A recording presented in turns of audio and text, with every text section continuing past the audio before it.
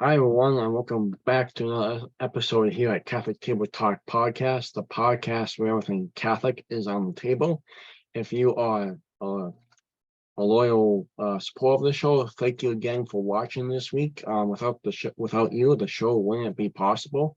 So I thank you for just your willingness to come back every week. If you haven't followed the show yet or just join us, make sure to like, comment, subscribe, and hit the notification button on the platform so you never miss a show. As well as, if you don't know which platform we are on, please look down in the description box below so you can know which platform we're on, because we're on multiple different platforms, and we try to do stuff different on each platform. So check us out on all of our platforms, as well as if you have a show topic request, a speaker request, ordering merchandise, donating towards the show, or becoming a sponsor, please contact us at catholictt@gmail.com.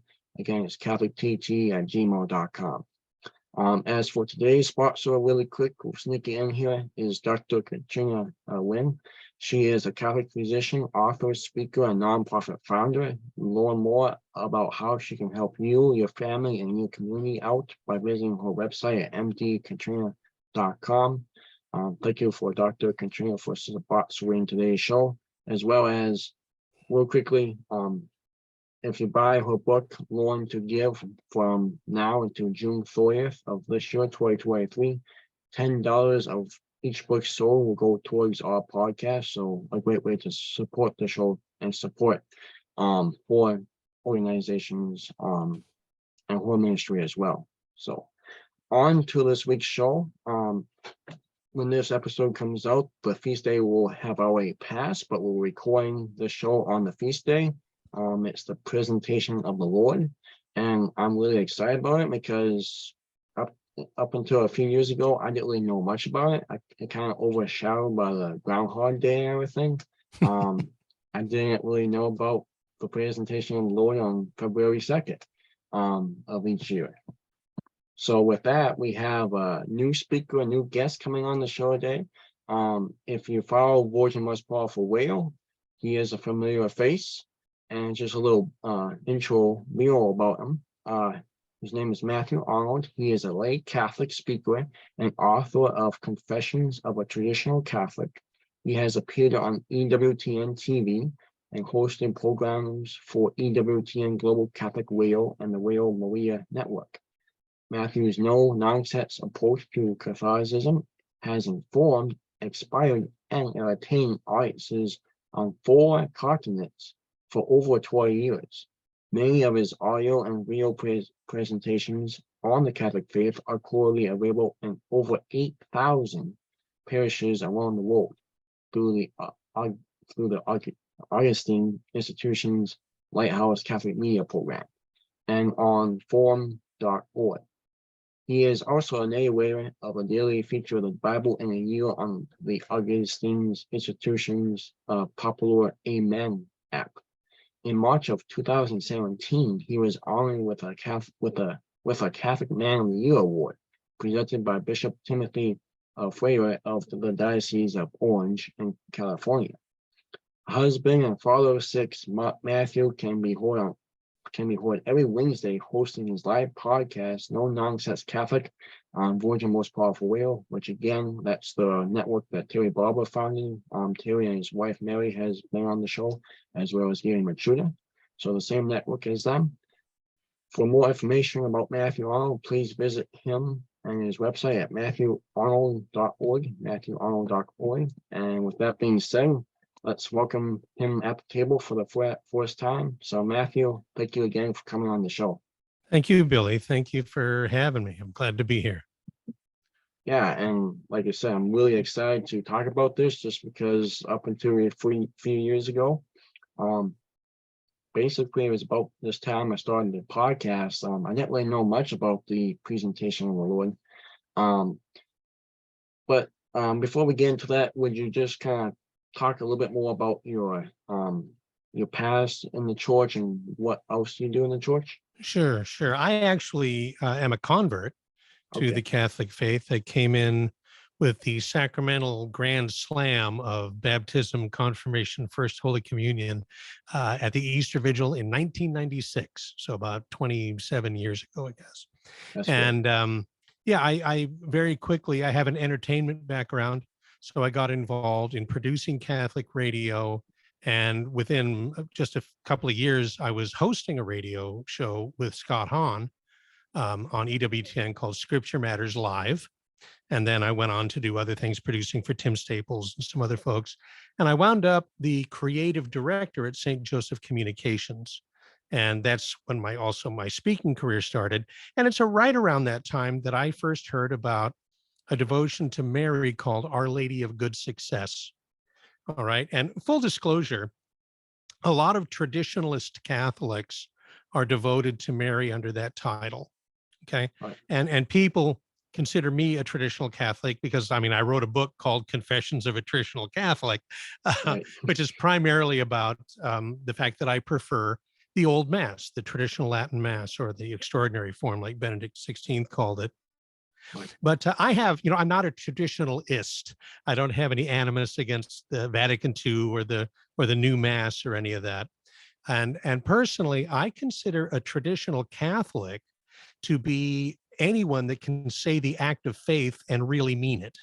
Okay. Right. And that's opposed to what Bishop Sheen used to call but Catholics. He says that's the person who says, I'm Catholic, but. So Right. I'm Catholic, but I don't think it matters that much if you miss Mass. I'm Catholic, but I don't really go to confession. Or you're like Biden and Pelosi. I'm Catholic, but I'm pro-choice. Or I'm Catholic, but, fill in the blank. Okay. That's not a traditional Catholic. A traditional Catholic is somebody who believes everything the church teaches, goes to Mass on Sunday, goes to confession regularly, receives communion frequently, and more important, worthily. And, it doesn't matter which form of the Mass they attend. Okay. So I just want to get that out of the way because, like I say, a lot of traditionalist Catholics are interested in Our Lady of Good Success, but it's not a quote unquote traditionalist devotion. It was first approved by the local bishop back in 1611. But in modern times, and I don't know, we're not going to have time to talk about all of this, but there's a miraculous statue, there's prophecies, there's all sorts of stuff associated with this. And right up into modern times, back in 1991, they did a solemn coronation of the statue. The convent church was made an archdiocesan Marian sanctuary, which means you can go there on pilgrimage and gain an indulgence and stuff, just like any like Lourdes or Fatima or the local shrines you can go to. And let's see, in the years 2010 to 2011 were named the Year of Our Lady of Good Success by the Archbishop there. And they had a 400th anniversary Mass on the 2nd of February, Candlemas. That's her feast day. And that's when the miraculous statue was first consecrated way back in 1611. So, and when I was there, the last time I was there was 2017, and Archbishop Treves celebrated the Mass at the convent church on Candlemas that year too. So my point is that it's just as approved and as mainstream as you can possibly get. Okay. Right. Yeah. just getting out a lot out there. And, it's every Catholic knows that there's a crisis in the church. Oh, yeah. You have to be blind not to see it. I mean, every measurable standard, whether it's Mass attendance or catechesis or vocations or whatever, everything's been in really sharp decline for decades. I mean, 50 years or more now. But what most Catholics don't know is that when Mary appeared 400 years ago in Quito, Ecuador, of all places, she prophesied this situation. She said, especially after the middle of the 20th century, there was going to be this great crisis of faith and morals, both in the world and in the church.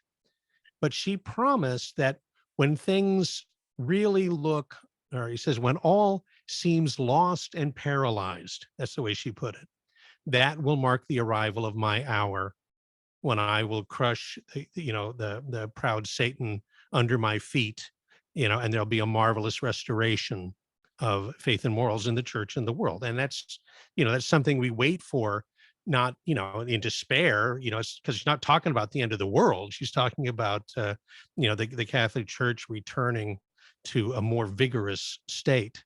And I think that's, and that's something, message that I was interested in spreading around. So I spent the last 15 years going all over the world, quite literally, at least all over the Anglophone world, North America and Australia. I've been to even Germany. I went there, but I was speaking for a Catholic women's group that's attached to the American military. That's, hence I had an English speaking audience. I didn't Sure. try and address people that only spoke German, 'cause I would have been sunk.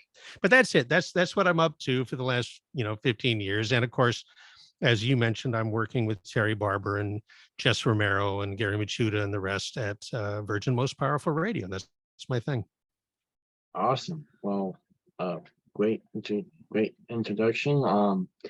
And I also enjoy listening to Virgin Most Powerful Radio. You do one of the advertisements, one of the commercial breaks, and you kind of talk about, Virgin Most Powerful Radio has a lot of recordings.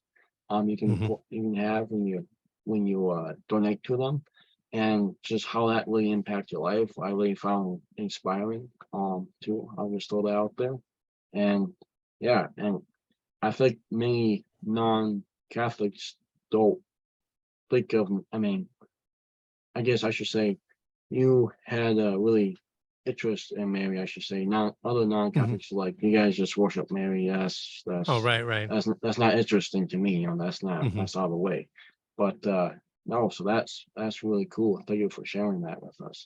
Yeah, well, I was a pagan, like I Right, say, I was baptized in my 30s.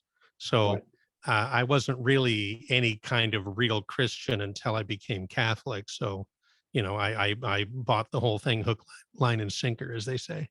right. Gotcha. All right. So talking about the presentation, which we celebrate on February 2nd. Hmm. Not Groundhog Day, folks. Presentation. Um, it's more important. So what does this feast day, tell us in a particular way about Mary? All right. Well, that's an excellent question, because not only about Mary in, connection with this devotion, but Mary, in connection to salvation history. It's extremely important feast. You know, f- uh, in the Jewish culture, 40 days after a woman gave birth, she had to go to the temple to be ritually purified, right? Because you would be made unclean with all that, birth is messy and there's a lot of blood and so forth. So Right, you'd be ritually unclean. 40 days later, you go to the temple for what's called the purification. Obviously, Mary didn't need to be purified. She's not only without sin, but the birth was miraculous. She was still a virgin, you know, uh, but obviously, like our Lord, she must fulfill all justice. She was doing the right thing, setting the good example. But that was something that Jewish women did after every child. But the first child was also on that date, was they would bring the child to the temple, and for what's called the presentation, they would offer the child to God, right? The firstborn. And the husband and wife would come with the child. They'd make the sacrifice, a lamb, or as we read in the Bible, it's a pair of doves for Joseph and Mary because they were poor. And they offer the child. And then the priest would take the child, and the people would pay redemption money. You give the priest 2 shekels to buy the child back, right? And then hence redemption, and he'd give them the child back. Now, what happened at the presentation. Simeon takes the child and says, oh, I can die happy because now I've seen the Savior, right? This is very special moment. Well, Our Lady of Good Success, it was a devotion in Spain under that title. And I should say, I first time I heard about this, I thought to myself, it sounds like some Catholic version of the health and wealth gospel. You know what I'm saying? It's like some promise, Our Lady of Success, like, Our Lady of make a lot of money or whatever. sure. But it's not that. In Spanish, Buen Suceso is probably best translated as great event. And in Quito, her title is La Nuestra Señora de la Buen Suceso de la Purificación. Ay, ay. That's pretty In other sweet. words, that's Our Lady of the great event of the purification. And because it started getting popular, when I was there in 2017, the sisters gave me a letter, which they actually distributed through the bishop kind of to the apostolates around the world. And here's what they said. This is really beautiful. Mary's role as co-redemptrix did not begin at the foot of the cross, but even at the moment of the presentation, she already acts in this capacity. Moreover, the offering of her divine Son is accompanied with the complete offering of herself. Christ the Redeemer offering himself, the co-redemptrix, the Virgin Mother of God offering Christ, and the Blessed Virgin completely offering herself. And here's the point they make. This is the greatest sacrifice to ever take place in the temple.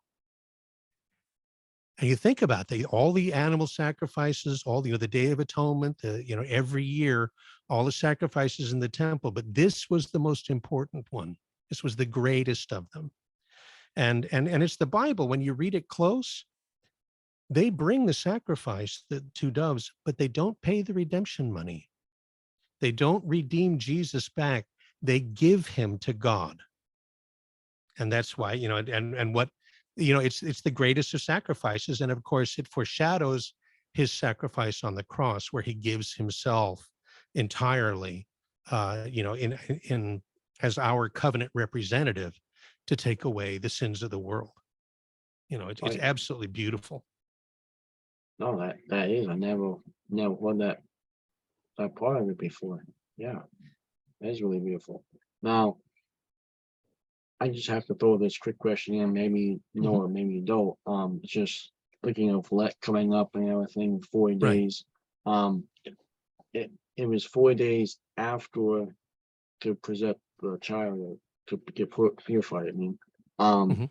do you know why it was 40 days? I'm just kind of top off. Yeah, 40 is it's symbolic in the Old Testament of a generation. Okay. So 40 years is a biblical generation. They wandered in the desert for 40 years. So it was 40 days of waiting before the purification, 40 days of preparation before the offering of the firstborn. Our good Lord, after his baptism, went into the desert for 40 days to prepare himself for his ministry.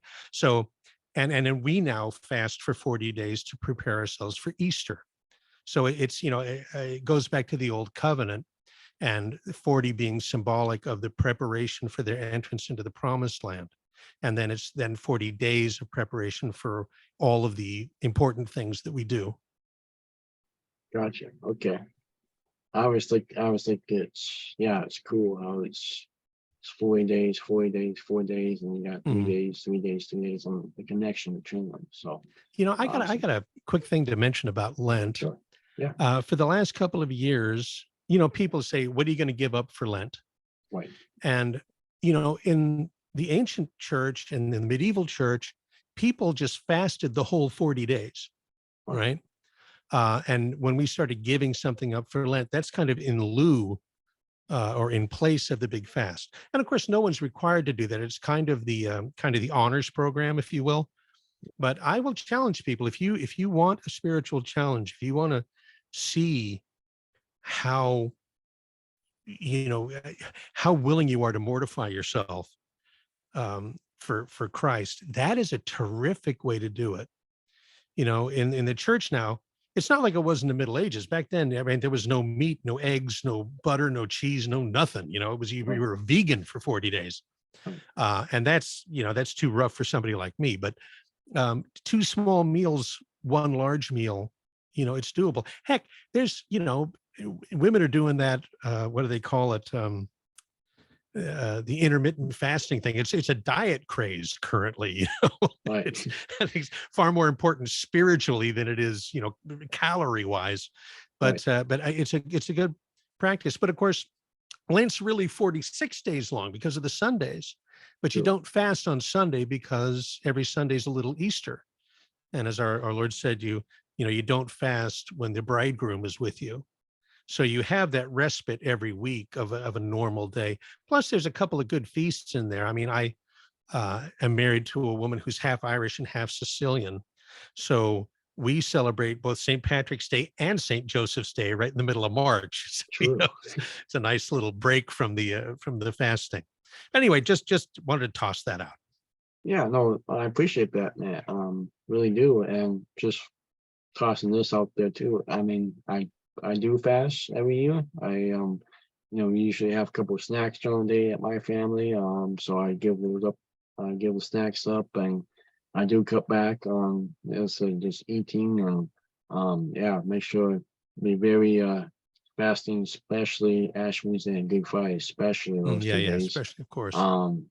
And yeah, and just actually a few years ago too, my old pastor was like, yeah, well, let's, Sundays don't really count as that. And we're like, hey, that works out. Okay, we don't have to fast on it. It's like, so we can, it's very doable. Like you said, it's very Yeah. doable to fast. So no, I appreciate that. Yeah. So just moving along here. So how does the presentation, how does this compare to other appearances by Mary? Because we all know about Fatima and just Right. other great appearances by Mother Mary. How does this compare to other appearances? Another excellent question. And I would bring up, well, I'll try and do this in a way that makes sense. First off, I often say, well, there's a story. It's a true story. A priest friend of mine told me about a couple at his parish. They were older, and kids were out of the house, and they started making a yearly pilgrimage to Lourdes because the lady was very devoted to Our Lady of Lourdes, very devoted to the Immaculate Conception. So every year they would go there.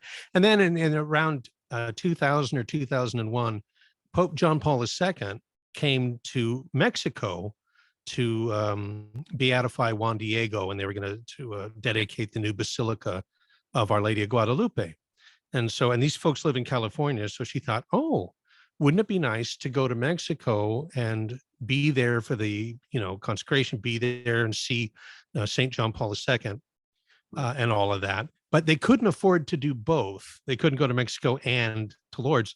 So she went to her pastor and she said, told him about her dilemma. And she said, Father, do you think if we go to Mexico for Our Lady of Guadalupe this year, do you think Our Lady of Lourdes will mind?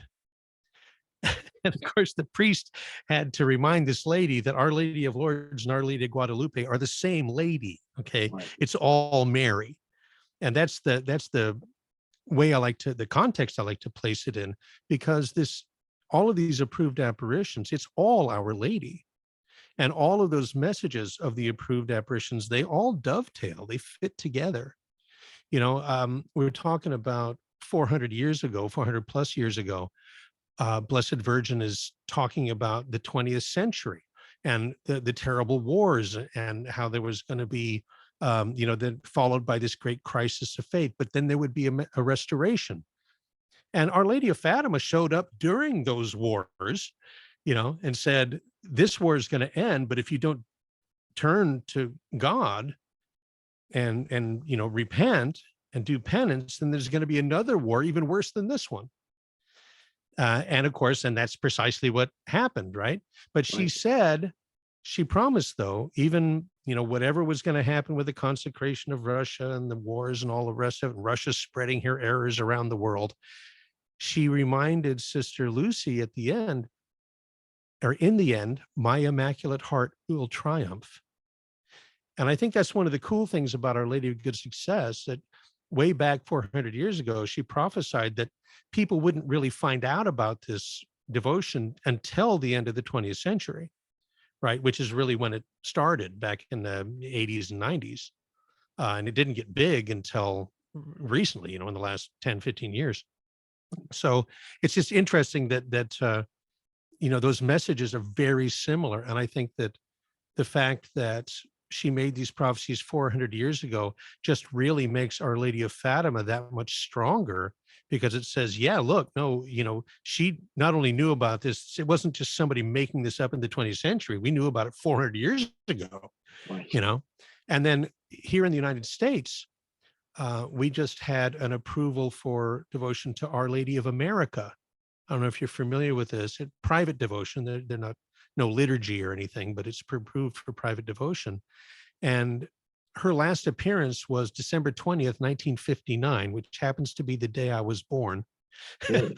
But yeah, but she talked about the need for people to imitate, or Catholics in the United States especially, to imitate her purity, to be devoted to the indwelling of the Holy Trinity, which is, I mean, that's the state of grace essentially, right? When the Holy Spirit, we say, but by analogy, but really all the persons of the Trinity are in your soul, right? That's what it means to be in the state of grace. So you need to be devoted to that. You need to imitate my purity. You need to imitate the purity of the Holy Family. And I don't think that message resonated with people in 1950 the way it does now, or in the 1950s. When I was a kid, Billy, I'm probably a lot older than you. I'm just guessing. But when I was a kid, interestingly, 1959 was also the first year, the first issue of Playboy magazine was published. Okay. Hardcore pornography was a crime when I was a boy. So my access to hardcore pornography was, I didn't have any, right? And neither did anybody I knew. Until, they changed the laws then in the 70s, much later when I was, in my late teens. The point I'm bringing up is that today, the first time the average North American kid sees hardcore pornography is at age 9 to 11. That's too young. That's way too young. Yeah. Yeah, that's crazy, right? But Our Lady, in the 50s, she's going, man, you guys, you got to double down on purity. You got to double down on the family. And what's the attack that we've seen? And you go all the way back 400 years, and Our Lady told Mother Mariana, that's the visionary back then. She was a Conceptionist nun, who, by the way, has been made venerable. She's Venerable Mariana de Jesus now. She's a servant of God, so her cause for sainthood is ongoing. But Mary said to her, she said that after the midpoint of the 20th century, she said that sexual immorality would spread, she said, like a filthy ocean that left nothing untouched, and that innocence would almost no longer be found in children, or modesty in women, and there'd be almost no virgin souls. And that's, I think virgin souls, she's talking about vocations, Right. and really, and man, how on the ball, how on the nose can you be then, yeah, it's really amazing. So there it is. It's all connected. It's all Mary. No, I didn't hear that on your show yesterday. I listened to that when you talked about that, and it was kind of mind-opening to me. Like, yeah, that's pretty much spot on. So when people say, family and other appearances by Mary, you guys just making that up, it's like, well, everything today kind of proves what she said would happen if we had the vote. So yeah, just great stuff. And like you said, with pornography, I mean, don't get me wrong, no one should experience pornography, no one should. Right, and nobody should be looking at it at all. Right, right.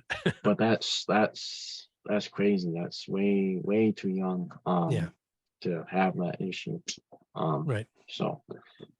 So we only have a few minutes left, Matt. So this is a time for any final thoughts on the presentation, as well as could you just briefly expand a little bit more about your great podcast on World's Most Powerful Way of No Nonsense Catholic? Well, I will do my best in the time allotted here. Yeah, I do. I mean, I still make appearances. I'm going out to Pennsylvania in a couple of months to speak at the National Padre Pio Center, and then I'm going to speak at Malvern Retreat House, which is also there in Pennsylvania. And but mostly these days, not only am I old enough now that I don't really feel like flying around the world much anymore, but it's amazing, this technology. It's so wonderful to talk to you via Zoom. And that was something that happened a lot of the talks that I was giving because of COVID, I couldn't go. And so they started doing the Zoom meetings. And I was able, I have a PowerPoint presentation, everything. You're able to do it right there on the computer, which I think is very positive because it means that more people are going to be able to share more truth with more, of their fellow Catholics going Right. forward. So that's a great thing. Same thing with the podcast. When I started in the Catholic apostolate, the media apostolate, it was AM radio was pretty much the big thing going. I mean, there was one Catholic television station, right? Right. EWTN, and they had the global radio, but it was global Catholic radio. It was shortwave, for heaven's sake. Yeah. When was the last time you heard anybody use a shortwave radio, right? Yeah. But then it became satellite, and then when the internet came along, changed the game. And that's what's so wonderful about podcasts, like what you're doing. Um, there's only so much available space on the radio. There's only so many licenses that can be granted, but anyone that has the gumption and can go on the internet and make it happen as a grassroots thing, which is what we did with Terry and Jesse and the rest of them with Virgin Most Powerful Radio. And we call it radio, even it's internet radio technically, but we use a radio format, where there's breaks and commercial breaks and everything, so that these podcasts can be broadcast on radio. So the Terry and Jesse show, for example, is on something like 14 different markets in the South and the East on the other side of the country, and they're taking it live. But Jesus 911, which is also Jesse Romero, my program, some of the others are, people that have radio stations will play them at other times, right? And so because we do it in that format, it allows them to fit it in to their, because it's a standard radio format. Personally, I prefer this over the, having to stop every 12 minutes, and Sure. and then restart again. It's hard to regain the momentum. Radio is its own thing, but I've been doing it for 25 years. It's not that, not that challenging to me. But the point is that we are hopefully giving people an alternative, to the secular world, and we're giving a hopefully uniquely Catholic perspective. The Bishop of Tyler, Texas, Bishop Strickland, has a program with us weekly now, the Bishop Strickland Hour. One of my And favorites. we often talk with members of the clergy and whatnot who also are looking for an outlet to say some of these things that are on their mind, to have a platform, because a bishop doesn't have time to, do what you and I are doing, Right. because he's busy teaching, governing, and sanctifying souls, right? Or hopefully that's what he's doing. Hopefully, yeah. But it is great that Bishop Strickland takes an hour out of his week to be able to share with us, and then through the internet with everybody. So I absolutely encourage you, listeners, to go to vmpr.org. That's the Virgin Most Powerful website, vmpr.org. And everything's right on the homepage. They have a thing that says our shows, and you click on that, and there's a drop-down menu for whichever program you'd like to listen to. And we do it on video as well. We're on Facebook. And the last thing, I really encourage people to get the VMPR smartphone app. We have an app, it's free, comes on your phone. There's a lot of good stuff on it, prayers and, the audio and video, as well as text assets. But it's the one place where you can be sure you're going to hear those programs, so it's always going to be there. And of course, we're on virtually all of the popular podcast platforms. Gotcha. So, and that's it. That's, that's my whole day, every day. We're making that happen. All right. Well, no, I really enjoy listening to all the shows on that World's Most Powerful Whale. So I do have the app on my phone, and I highly encourage everyone to get it too. So, but Matthew, we're out of time for today. Thank you again for just your willingness and your interest and just your time to come on the show. I know everyone is really busy, and I'm praying for you and everyone that we World's Most Powerful Whale, and just thank you for your time. Thank you, Billy. Thank you for everything you're doing. Be assured of our prayers for you and your family and all your listeners. Awesome. Well, as Mathew Arnold, everyone, I will have the links to all everything that he said that we said down below. So make sure you go check them out. As for this week, that is it. That's a wrap on episode 90 already, everyone. So thank you for your continued support for the show. And don't be afraid to get the message out, because we gotta share the good news with everyone. So go to Mass, go to the sacraments, pray every day, and be in a state of grace. And we'll see you next time, God willing, same time, same place, on Catholic Table Talk Podcast, the podcast where everything Catholic is on the table.